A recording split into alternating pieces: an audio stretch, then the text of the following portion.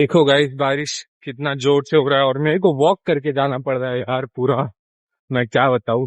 ये देखिए, अम्ब्रेला लेके और कोई ऑप्शन ही नहीं बचा है और मस्त उड़ते जा रहा है। अब पता नहीं कैसे यार पार होगा ये सब। मैं अभी टाइम पे हूँ, मुझे लगा था लेट हो जाएगा बट लेट नहीं हुआ। ट्रेन तो अभी तक दिख नहीं रही, एक्चुअली यहाँ से ही दिख जाता अगर ट्रेन आ रहा होता। प्लस भालुल झाड़ने का भी टाइम नहीं मिला क्योंकि वॉक करके आना था और मैं रेडी नहीं था इतना वॉक करने के लिए, बट अब हो गया है। ये देखिए, बारिश तो भाई मतलब सच में अब दिखा रहे कि मुंबई की बारिश क्या ही होती है। ये देखिए, देखो जस्ट हम लोग पहुंच रहे हैं स्टेशन और ट्रेन देखते हैं आई है कि नहीं। अभी तो नहीं आई है।